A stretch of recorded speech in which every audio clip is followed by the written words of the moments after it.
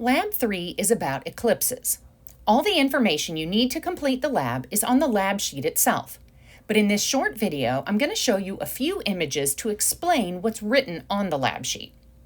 First, you see here 2 images of a solar eclipse. We'll look at lunar eclipses momentarily. The one on the right shows the geometry of a solar eclipse.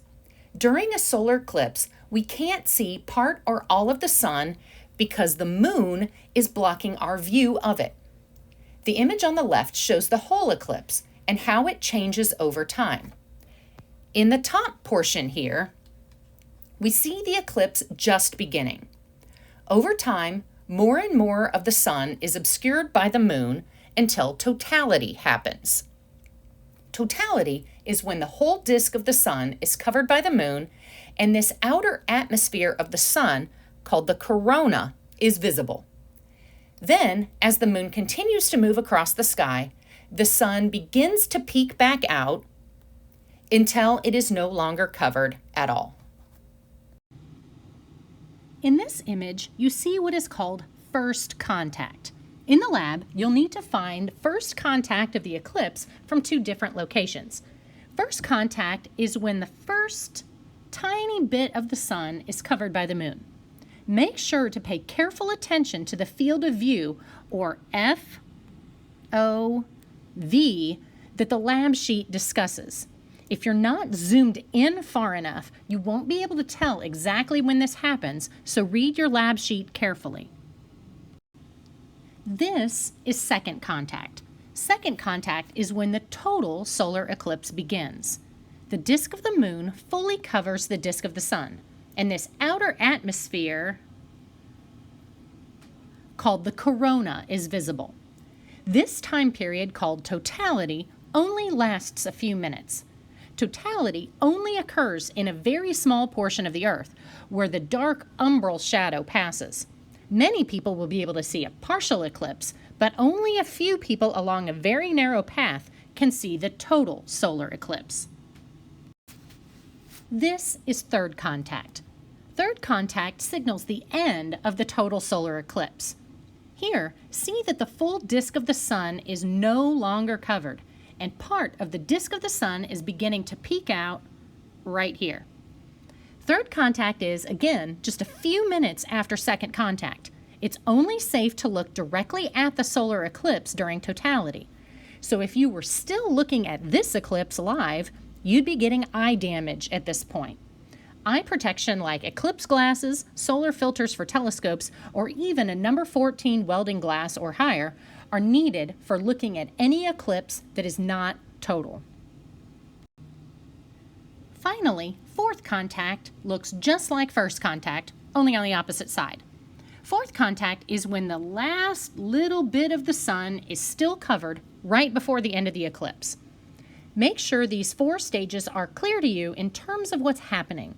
In part of your lab, you'll set your date and location to a place that will experience totality, and you'll be recording the times that these stages occur and calculating the durations of the different stages. You'll also look, though, at a location that will not experience totality, somewhere that experiences only a partial solar eclipse like this. In a partial solar eclipse, you have only a first and a fourth contact, the beginning and the end. You don't have a second or third contact, as the full disk of the sun is not covered. You will only have a point of maximum coverage when the sun seems to be most covered by the moon. In the second part of the lab, you will view a lunar eclipse. In this type of eclipse, the moon is falling behind the Earth as compared to the sun, so the moon is in Earth's shadow. This is often called the blood moon due to the red shade of the moon at totality. The moon is not completely black, as it is receiving a little bit of light that has been bent through Earth's atmosphere. I'm going to show you now a few images from Stellarium of an eclipse that was visible November 7th and 8th, 2022 from Seattle, Washington, so you know what you're looking for. Then you'll look at another one that was visible in 2022 from Pensacola. In this image, you see the stages of partial and total lunar eclipse. Notice that even in this drawing, The partial eclipse looks barely different than the unobscured moon. The moon will go into a really faint shadow, then begin entering a darker shadow. Only at the total eclipse is that copper-colored blood moon visible. In this first image, part of the moon is obscured by the very faint penumbral shadow. It's virtually impossible to see in this still image, but if you set your stellarium location for Seattle, and at this date and time, click forwards or backwards a few minutes either way so you can see the faint penumbral line that occurs about here as it travels across the moon's surface.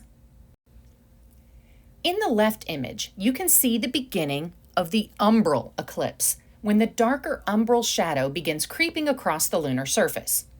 In the right, you can see the total lunar eclipse, when the moon is completely obscured by the Earth's shadow, and only that faint reddish light from the light bent through Earth's atmosphere is reaching the moon.